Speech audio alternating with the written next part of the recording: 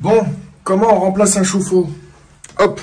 Alors aujourd'hui, on va changer ce chauffe-eau qui est défectueux. Il a une dizaine d'années et en fait, il y avait une petite fuite, donc on est obligé de le remplacer. Alors du coup, il faut le vidanger. Give it to me like.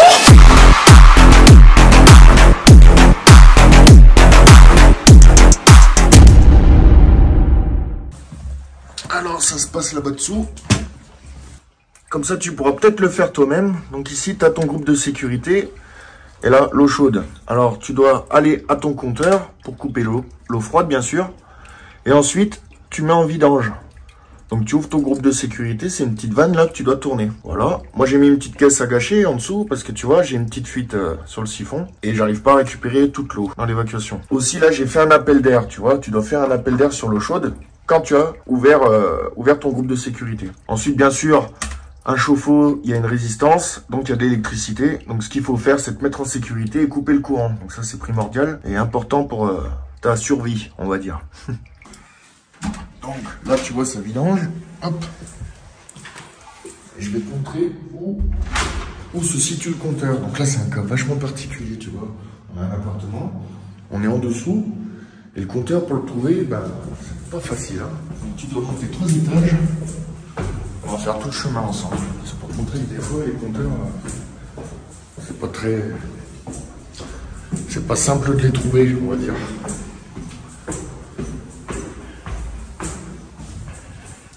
Hop, hop, hop.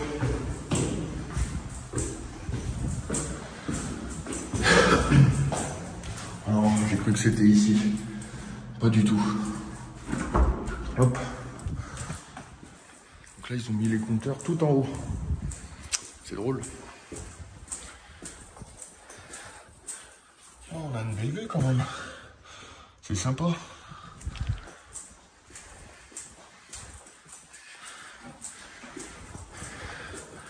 Bonjour. Hop. Et voilà où il se situe le compteur. Donc du coup, moi, j'ai coupé l'eau forcément. Donc j'ai repéré lequel était le mien. Donc pour repérer, c'est simple. Tu fais couler l'eau dans le logement sur lequel tu interviens. Et tu vas voir que le compteur, les chiffres, ils vont tourner. Donc à partir de ce moment-là, tu peux le localiser facilement. Et ensuite, tu fermes la petite vanne. Donc là, il est fermé. Et maintenant, j'ai fait un appel d'air, tout simplement. J'ai ouvert mon écrou et ça vidange beaucoup plus vite comme ça. C'est pas mal. Et au niveau de l'électricité, bon bah, tu trouves ton disjoncteur, tu le coupes, et puis là, t'attends. Ça peut être très très long. C'est pour ça que c'est assez cher de faire remplacer un chauffe-eau, parce que ça prend une bonne partie de la journée de l'installateur en fait. Et là, tu vois, je suis bien coincé, et j'attends, j'ai que ça à faire. Je fais comme Charles. Tiens, bah en même temps, je vais te montrer comment on accède à ce logement, c'est vachement drôle. Tu vois, j'ai monté 3 étages et j'ai traversé ce grand couloir. Et maintenant, donc le chauffe-eau, il fallait lui faire un sacré chemin. Donc là, j'ai l'ascenseur, c'est vachement beau. Hein, ça fait peur, regarde. Et là, on descend donc au 0. Des fois, on trouve des logements un peu atypiques comme ça, c'est sympa. Allez, je te fais profiter de ma descente. N'aie pas peur.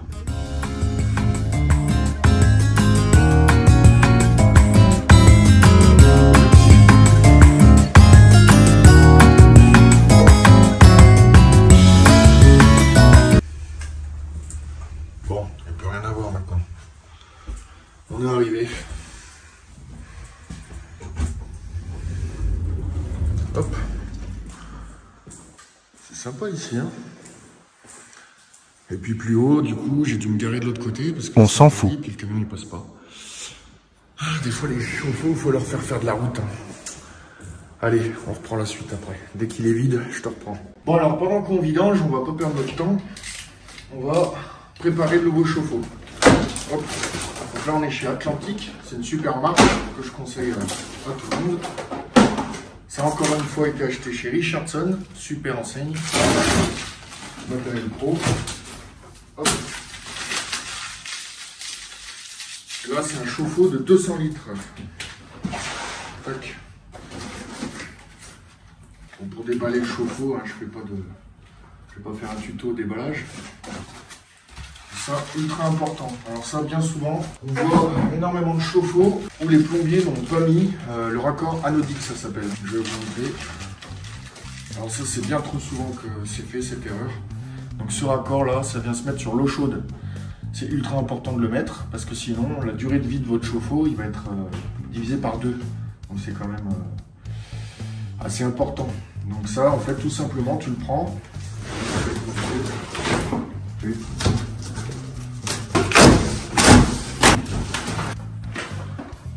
Voilà, donc ce raccord anodique, tout simplement, il a un joint déjà fourni avec. Donc là, j'en ai même 2, c'est super. Donc tu mets bien ton joint à l'intérieur, c'est du 20-27. Et tu viens le visser sur l'eau chaude. Alors, il n'y a rien de compliqué. Et pourtant, sur les 3 quarts, j'exagère, mais sur 10 chauffe-eau, tu en as au moins 2 ou 3 où ce raccord a été oublié. Et en fait, c'est pour ça, du coup, que le chauffe-eau a une durée de vie de moitié, quoi. Il va durer 4-5 ans et il va claquer. Voilà. Donc ça, c'est quand même une aberration. Et sur l'eau froide, bien sûr, tu viens installer ton groupe de sécurité température. Là, c'est un peu complexe de savoir faire certaines choses que je vous ai déjà montré. Donc le joint filasse. Alors, le joint filasse, on n'en fait plus, c'est fini ça. Sur le sanitaire, c'est interdit maintenant depuis les nouvelles normes. En fait, sur toute l'eau potable, on n'a plus le droit de mettre de joint filasse comme on le connaît. Maintenant, on doit mettre du téflon-fil. Alors le téflon-fil, c'est ça. Je l'avais déjà montré. Alors, avant toute chose, tu dois venir gratter ton filet. Donc, moi je le fais toujours avec une pince. Il y en a qui le font avec une lame de scie. Et tu fais bien comme tu as envie. L'important, c'est de créer une accroche pour que ta filasse, elle adhère au filet. Et qu'il n'y ait pas de fuite. Voilà.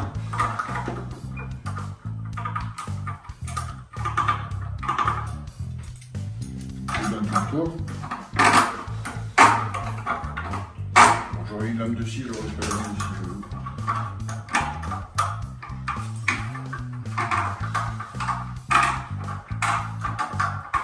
Voilà.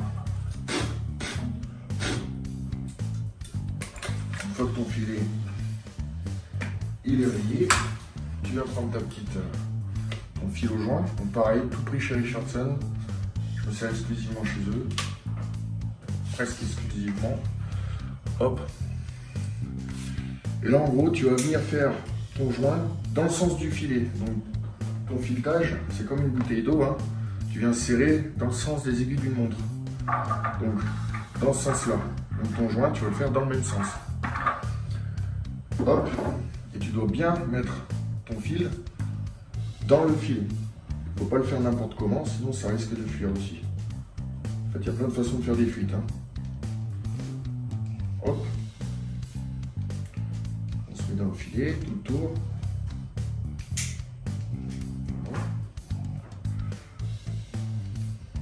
Alors pourquoi la filasse a été interdite maintenant sur les chauffe-eau et tout ce qui concerne l'eau potable? Franchement, j'en ai aucune idée. Ça, si vous avez la réponse, ça m'intéresse de le savoir. Tiens, dans les commentaires. Hop. Voilà, là ça suffit. Hop. Et maintenant tu viens insérer ton groupe de sécurité sur l'eau froide. Donc l'arrivée du ballon. Tu le fais bien prendre à la main toujours. Voilà.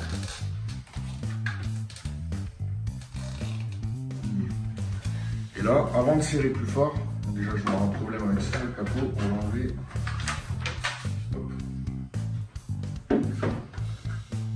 Et avant d'aller plus loin, donc, ce qu'on va faire, c'est qu'on doit repérer, hop, dans quel sens est-ce qu'on doit se mettre. Donc tu vois, on va récupérer la même les tuyaux. Donc tu vois, on se met face au mur, l'orientation.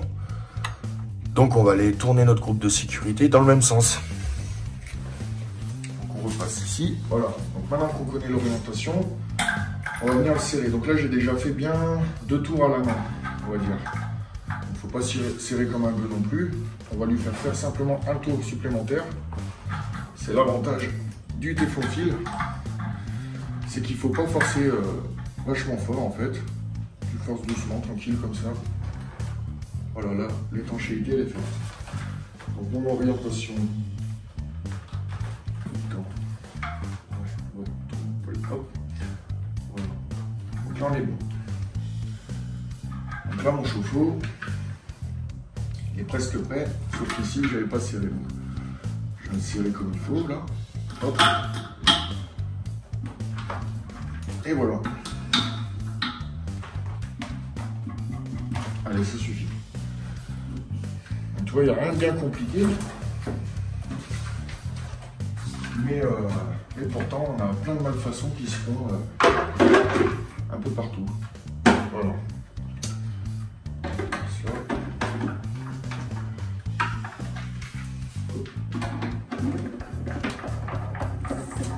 Voilà.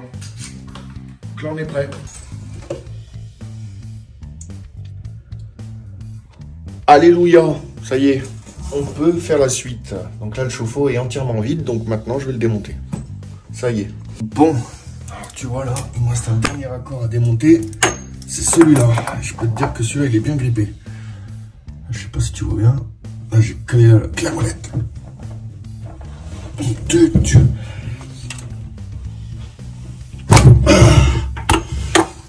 Alors là, c'est Archimède. Tu vois, j'utilise des toutes petites clés à molette là. Et bon, comme on dit, donnez-moi le plus grand levier du monde et je soulèverai la terre. Bon, bah moi, j'arrive à la soulever avec une petite clé à molette comme ça, tu vois. Petite référence à Archimède, je crois. La poussée de... Enfin, voilà quoi. Mais même comme ça, putain, il est chiant celui-là. Bien grippé. Ah. Voilà, on va l'avoir. Ça y est. Bon, j'ai encore de l'eau. Bon là, la vidange, tu vois, ça a pris 1h30 environ. Donc tu vois, c'est aléatoire. Alors quand tu vois que ça s'éternise comme ça, bon moi j'ai voulu être patient, j'ai dit bon, j'ai du boulot, je peux préparer le chauffe-eau. Voilà, je t'ai fait une petite promenade, je t'ai montré. Mais c'est vrai que si tu veux aller plus vite et accélérer le processus de vidange, tu peux venir t'amuser. Après, je le fais vraiment rarement. En général, j'arrive toujours à vidanger comme je veux. Mais si tu veux, en gros, tu peux venir percer le haut de ton ballon. Et là, ça va vraiment désiphonner et ça va aspirer beaucoup plus rapidement. Enfin, ça va vider beaucoup plus rapidement. Bon, moi je le fais jamais en vrai. Jamais, jamais. Mais ça peut être utile de le savoir. Donc tu prends une mèche ferraille, hein, puis t'envoies la visseuse dans le ballon et terminé. Hein, ça fera le boulot. Voilà. Bon alors là, tu vois, je suis encore sur un truc particulier, un truc de fou. Regarde les fixations de l'époque, ce qu'ils m'ont mis là. Donc ils ont mis une rosace ici, une rosace de collier, avec une vis. C'est vrai que chaque chauffe-eau, à chaque fois, c'est différent. Ils vont mettre toujours des trucs un peu spéciaux, spécial. Quoique là, franchement, en fait, pas bête du tout, finalement. Ça s'est super bien passé, regarde. Hop, voilà. Donc là, j'aurais plus qu'à lever le chauffe-eau. Et on sera bon. Bon bah tu vois, j'ai parlé trop vite, c'est pas mal. Bon, maintenant qu'il est défait, il y aura juste à le lever et à sortir ce truc. Bon, avant de le démonter, il faut que tu démontes l'électricité.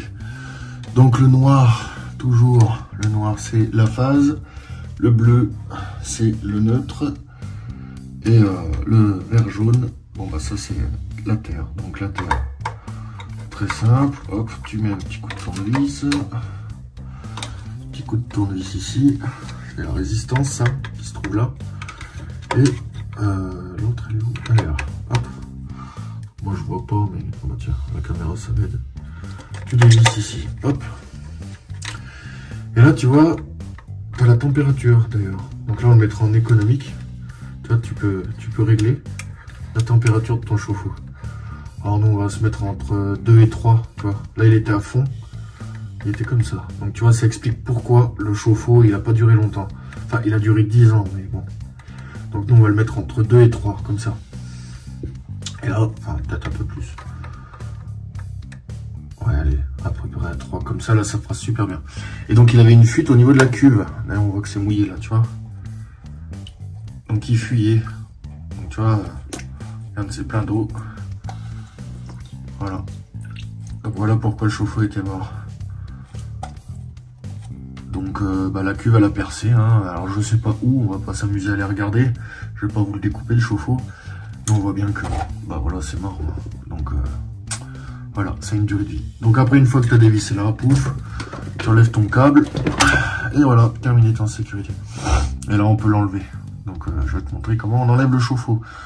Théoriquement, c'est mieux de le faire à deux, mais bon, moi j'ai fait tout seul ça. Donc pour l'enlever, hein, rien de plus simple, il faut forcer, il n'y a pas d'autre choix.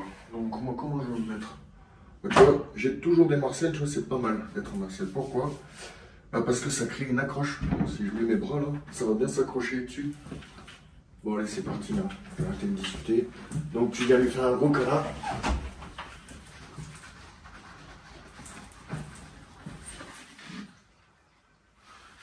Il doit être plein de calcaire. Ça va être une catastrophe. Bon, je te reprends après. Bon alors là, je suis dans un cas. C'est la toute première fois que ça m'arrive. C'est pas qu'il est plein d'eau en fait, le ballon il a bien vidangé, mais je pense qu'il est rempli de calcaire en fait, et donc il est très lourd. C'est la première fois que ça me le fait autant, parce que là vraiment, je peux pas te montrer à quel point il est lourd, mais il est lourd. C'est un téléphone. Allez, bon bah, y a pas le choix, il faut l'enlever, hein. Il y a un moment donné, il faut prendre une décision. Voilà, je l'ai. Il pèse la mort, il est plein de calcaire. Donc il ne devait pas faire beaucoup d'eau chaude celui-là. Hein, parce que là, à mon avis, je sais pas, je vois bien le calcaire par là, tu vois. Il est énorme ce truc. Je vais le retourner, je vais le foutre sur le dos. Sans rien casser. Je vais essayer de continuer de filmer, mais on va se mettre là.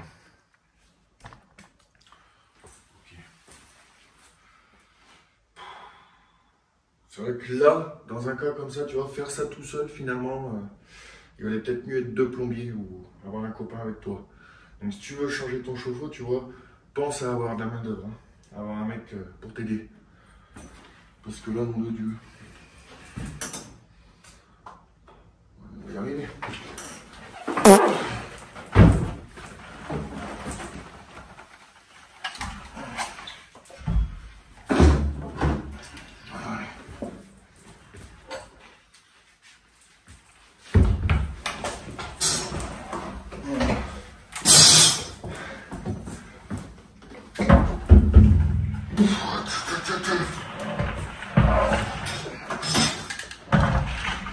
Oh, on l'entend le calcaire.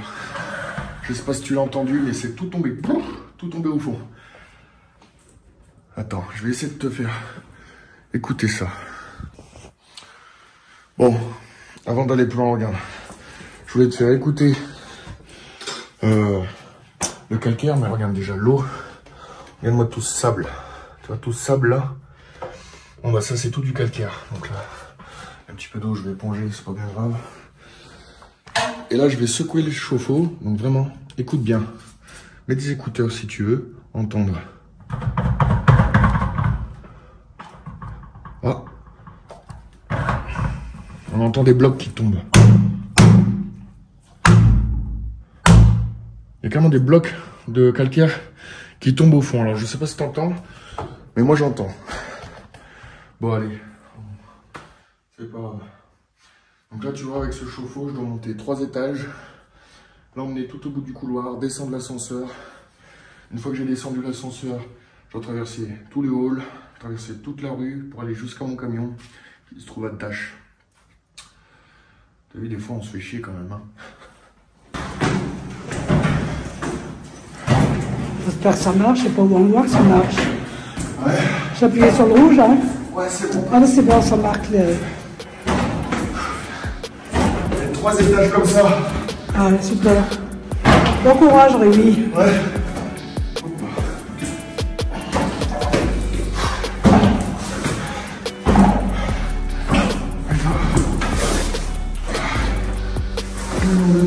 Ouais, comme tu dis. Ouais. Merci d'avoir filmé. Bon, alors maintenant qu'on en est là, on va simplement venir mettre le nouveau chauffe-eau à l'huile basse. Donc, je vais quand même enlever.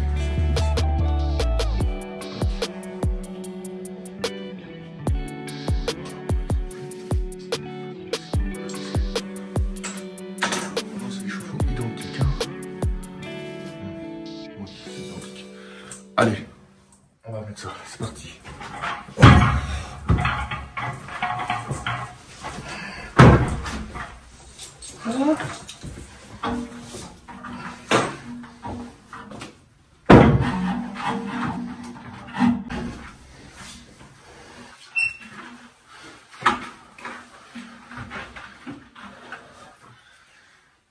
Bon alors je viens de remettre le chauffe-eau et alors on s'aperçoit de plein de choses. Donc j'ai demandé à mon fournisseur de me prendre l'identique en mesure, le chauffe-eau identique quoi. Bon bah malheureusement je sais pas ce qui s'est passé. Les fixations ça va pas, faut les reprendre. L'eau chaude, l'eau froide, il faut les reprendre. Et l'évacuation, il faut les reprendre. Donc faut tout refaire. Alors, hop. Donc là tu vois j'ai une belle modif à faire au niveau du cuivre. Parce que je peux pas venir réinstaller ça. Ici, bah, c'est pareil. Tu vois l'eau froide elle est là-haut. Je peux pas le reprendre.